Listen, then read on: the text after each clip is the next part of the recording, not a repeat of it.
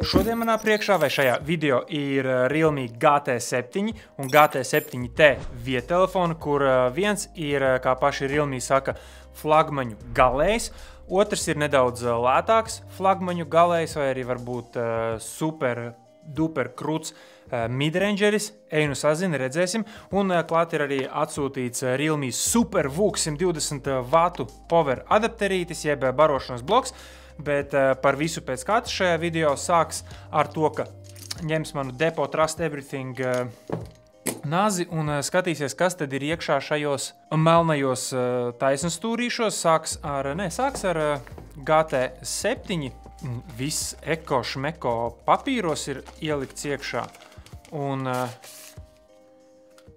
ir uzlādes vats, makulatūra SIM izņēmējs un tāds diezgan interesants vāciņš, pārsteidzoši necaurspīdīgs. Okay, un pats telefons, dzeltens.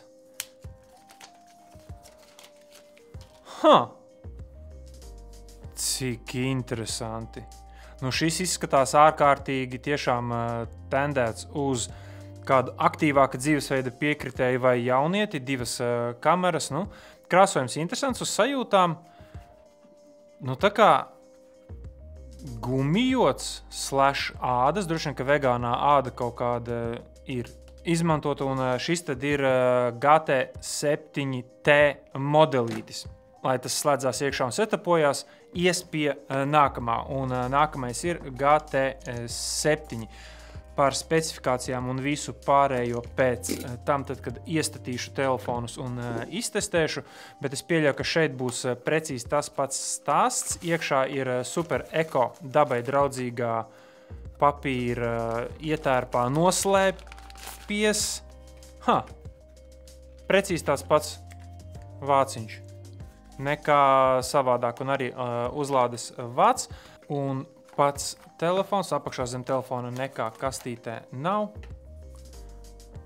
Zils, un šis arī skaitās iSense. Izklausās pēc plasmasīgas vairāk aizmuguras, kas ir arī, ja tā būs pa lielam fine. Nezinātājs šo telefonu no GT7T varēs atšķirt tikai pēc tā, ka vienam ir papildus viena kamera un vienam nav, bet visādi citādi uz izmēriem diezgan identiski, un, ko es novēroju, abiem diviem ir akcentētas ieslēgšanās pogas, kas ir diezgan cute. Šī flagmaņu galēja, jeb jaudīgākā no šiem telefoniem kontekstā ir jāsaka, ka šim te pārklājumam, kurš man šķita pirmajā mirklī plasmasīgs, īstenībā nav tur tik daudz plasmas, tur ir arī iestrādāt baigi interesantā feature saistībā ar to, kā telefons tiek dzēsēts, grafīna kaut kāds sakausējuma paveids, un tur tas viss korpus aizmugurējais vāks palīdz labāk dzēsēt un novadīt siltumu nekā tradicionālie kaut kādi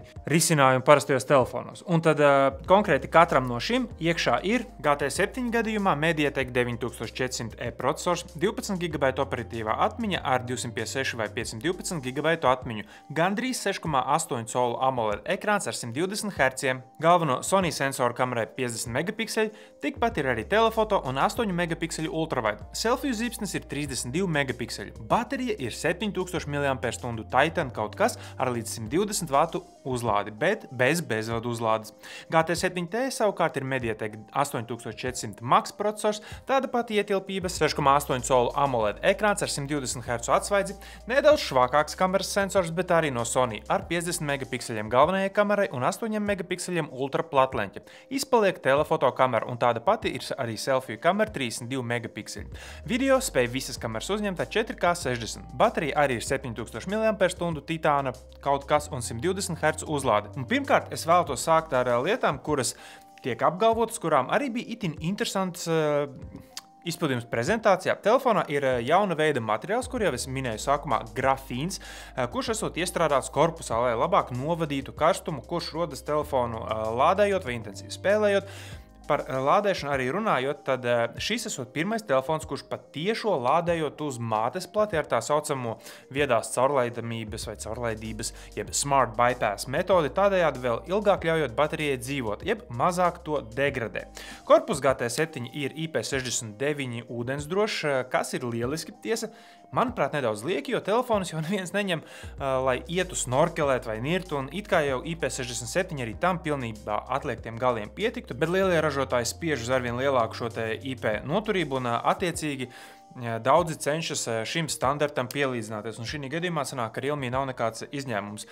GT7 gan netiek minēta, kāda ir šī IP klase, bet es pieļauju, ka vismaz 67 stabili. Turpinot tālāk, tiesa gan vairāk par GT7, ir jāsaka, ka tas lielākoties atbilst tam, ko ražotājs arī min, ka, piemēram, procesors ir jaudīgāks par Snapdragon 8 Gen 3, bet tas ir atkal pagājušā gada flagmeņiem, ja paskatās plašākā veikto tekstu kontekstā, tad tas arī it kā ieslīdz starp tiem top 3 Android telefonu procesoriem. Abos izpildījumos tomēr sausie cipari parāda, ka Mediatek vēl ir tāls ceļš ejams, lai vienā paudzē konkurētu ar Snapdragon. Tiesa, baterijas testos tie jau parādīja ļoti labi un savienojumā ar ātro uzlādi, tiešām 14 minūtēs līdz pusbaterijai, un ar to var nodragāt visu dienu. Tas der. Šiem abiem foto un video sadaļa būs sadalīta, kur nu var pa abiem telefoniem, lai uzreiz vienotram blakus var redzēt, kas ir kas un kā šie sensori strādā. Atgādināšu, ka GT7T nav telefoto kameras. Kopumā abi sensori 24. gadā izlaistie Sony sensori, kur tas, kurš ir GT7, ir tāds pats, kā bija Xiaomi 14T, un GT7T sensors ir tāds, kurš bija Realme 14 Pro Plus atrodamais, kuram kopumā teorijā ir vājāka apgaismoto scenāriju apstrādes spēja, kā arī krāsas nav tik HDR-īgas kā GT7. Realme ļoti spiež šajā gadā uz dažādiem fotogrāfiju stiliem un to, kā mākslīgais intelekts dažādos režīmos izceļ dažādas lietas. Piemēram, ceļošanas stili spēlējoties ar krāsām un dažādos scenārijos, ja režīms ir iespējams. Tāpat arī noņem dažādas kļūmes, kā bildē notvertu saules atspīdumu vai tumsā esošu lampu radīto staru kūli vai atspīdumu tur brillēs vai kaut ko tam līdzīgi. Un, manuprāt, noderīgākā tomēr gan no visām šīm lietām ir, un to būs lieliski nodemonstrēt, ēku fotografija, kur kamera paņem tādu tā kā leņķi, ko parasti arhitektūras fotografijā izmanto tā saucamās tilt shift lēcas, bet šis telefons ar mākslīgo intelektu samazina ēkas to kropļojumu leņķī un tā kā uzreiz tādā pareizā perspektīvā nofočē. Īstenībā ļoti noderīgi, un tikai dažu ražotāju telefonos es esmu šo feature šogad novērojis.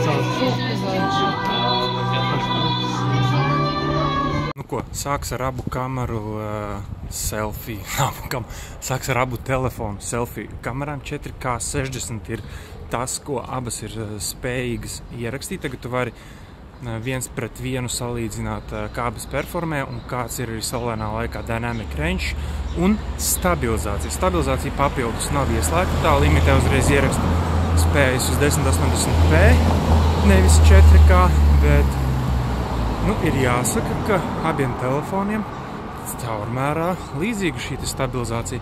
Jā, tumšās daļas selfie kamera īsti nespēja tā normāli savākt, bet caurmērā priekš tāda eju un filmē pasākumu ir diezgan ok. Uz galvenajām kamerām savukārt GT7 spēja filmēt līdz pat 8K vai 4K 120, kamēr GT7T spēja 4K 60. Un es abus uzliku vienā 4K 60, tīri, lai redzētu pie vienādiem scenārijiem veiktspēju. Un šoreiz jau šajām kamerām ir novērojams atšķirības. GT7 spēja vairāk savākt spilgtās un tumšās vietas, zilās debesis. Kas notiks ar sauli? Protams, šis nav tas pateicīgākais kamerām, bet ko darīt? Kā ir tā jādzīvo?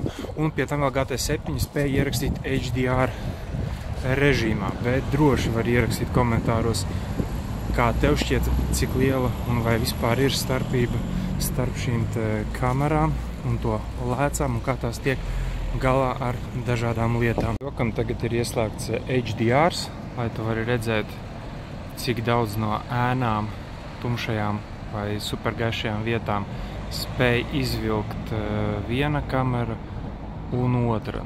Šis ir vislabākais salīdzinājums, īpaši saule, kur ir vairāk savākta un vairāk izplūdusi. Tas apmēram īsumā ir tas, kā atšķirās HDR no ne HDR satura. Abi divi telefoni tiek darbināti ar Realme UI 6.0, kurš ir balstīts uz Android 15, kas nozīmē, ka pirmkārt telefonam ir pilns Google Gemini atbalsts, kas ietver arī apstrādi latviešu valodā.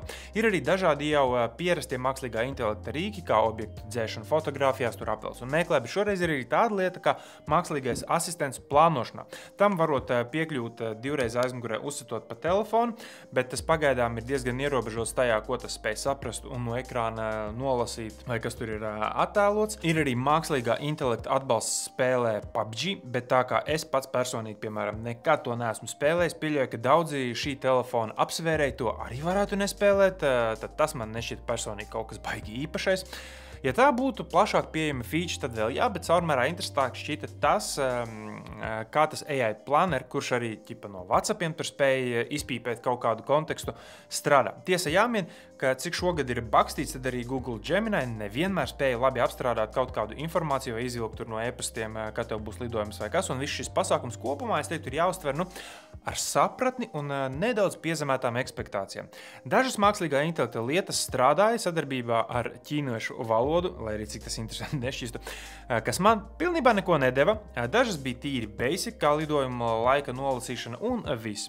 Tāpat ir arī jābūt gatavam, ka telefonos būs zināms apjoms ražotāja paša izstrādāto lietotņu, bet īstenībā es biju pārsteigts, cik maz tā visa bija. Es reāli biju gatavs, ka būšu apbērts ar dažādām, bet realitātē bija kaut kādas 4 līdz 5 lietotnes, starp kurām smieklīgi bija diskutabli arī viens no populārākajiem latviešu online veikaliem Temu.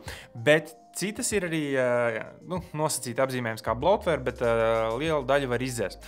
Ļoti tīrs kopumā telefons, lai cik arī tas dīvaini nešķistu. Bet pašu telefonus lietot ikdienā, ārpus tā visu, ko jūs minēju, ir itin pārsteidzoši vienkārši, ierasti un ikdienišķi. Viss ir ļoti atsaucīgs. Telefoni nekars lādējas ļoti ātri un tikai spēlējot spēlītas konkrēti GT7T kontekstā varēja just procesoru nepietiekami, bet tas arī ir viss. Un šīs cenu kategorijas telefoniem, manuprāt, galvenais ir tas, lai strādā visādi sociāli tīkli. Ekrānā ir patīkami vērties, animācijas ir plūdenes, un jā, ir šis tas, ko es neizmantoju, jo neredzēju tam īsti jēgu, kā mākslīgā intelekta ģenerētās animācijas vai citas lietas, kur ir jāreģistrējās un jātērē kaut kādi tur tie mistiskie lietotnes dimantiņi vai, kaut kā tur valūta. Un ekrāni ir īstenībā flagmaņiem pilnībā atbilstoši. Tie izmanto jau gadiem pārbaudītu paneli, tajos ir ļoti patīkami vērties, 120 Hz atsvaidz ir tas, pie kā sākam pierast arvien vairāk un vispār nav nekādu komentāru. Jā, skaņa telefonā varēja būt nedaudz kvalitatīvāka, bet būsim reāli. Visi staigā apkārt austiņās, un ja kāds skatās kaut ko skaļi telefonā publiskā vietā, tad tādi kā es tik ilgi un nosodoši skatīsies un rūks virsū, ka pāries tāpat tas lietotājs visdrīzākais uz austiņām, vai arī būs kašķis. Jā, es mēdzu būt kārenu. Bet kā ar šo telefonu cenām? Interesanti. Telefoniem Latvijā ieteicamā cena ir, bet tas ir bez akcijas piedāvājumiem, GT7 gadījumā pa 799 eiro, GT7T par 649. Daudz vai maz? Katram jāskatās no savām prasībām.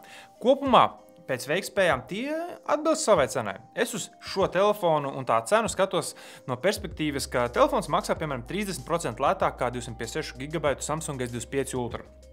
Veikspēja dažādās situācijās iepaliek par vidēji 30%. Kameras noteikti nav 30% vājākas, dažās situācijās tās pat ir ļoti līmenī. Dažās atkal kā mākslīgā intelekta apstrāde nedaudz iepalika. Tāpat šis telefons ir gandrīz 20% lētāks par manu S24 Ultra, bet ikdienas lietošanā starpības starp šiem telefoniem nejūtu. Arī pēc testiem tā ir tikai dažu procentpunktu starpība, noteikti ne 20%. Līdzīgs stāsts ir arī ar īstenībā GT7T, kuram ir dažas lietas apgrieztas. Nav jau minētā telefotokamera, diemžēl nav arī AI planeris, par ko gan tā patiesi es neskumstu, bet cena ir vēl 150 eiro lētāka un apmēram 650 eiro vērtībā arī diezgan spējīgs telefons. Tiesa, ne pret šī gada procesoriem, ne pret arī pagājušā gada procesoriem, bet lai arī te jau 50% lētāks par pagājušā gada flagmani, veiktspējā, piemēram, šis atpalika no S24 Ultras vidēji par 30%. Baterijas darbības laikā esot pat nedaudz pārāks, un tradicionālais jautājums par to, vai nepirkt, apdomāt, shortlistēt, jeb pirkt, cena šiem ir pievilcīga. Jebkuru no šiem iegādājoties, rēķinies, ka tu pirksi principā pagājušā gada specifikāciju telefonu šogad ar attiecīgi nedaudz vairāk featurām, kā tas būtu bijis pagājušā gada Realme telefonos. Tie ir vairāk vai mazāk tomēr atjaunoti un updatoti. Ir jāmin tas, ka nebūs tev, protams, 7 gadu Android atjauninājumi vai pat 6 gadu un tikpat ilgi drošības atjauninājumi, bet šie telefoni arī parasti nepretendē būt uz 6-7 gadiem pie lietotāja. Tie vidēji caurmērā parasti ir 3 līdz 5 gadi, cik es esmu apkārt painteresējoties noskaidrojis, un 650 vai 800 eiro par apmēram uz 5 gadiem pa telefonu, kurš ir principā gadu vecāka flagmaņa līmenī. Es teiktu, ka nav slikts darījums. Atkal jau kontekstam. Šis vēl joprojām maksā 1000. Šis nemaksā 1000, un šis ir labāks par šo. Tā kā, domā pats, skaties, kas un kā. Es tiešām esmu konceptuāli pārsteigts par ilgo baterijas darbības laiku, par relatīvi, es pat gandrīz teiktu, neeksistējošo bloatware, par ļoti labo ekrānu, par ļoti noderīgām mākslīgā intelekta featurām, kuras caurmērā, es teiktu, ka 50 uz 50 nestrādā, bet telefonu ļoti patīkami vērot.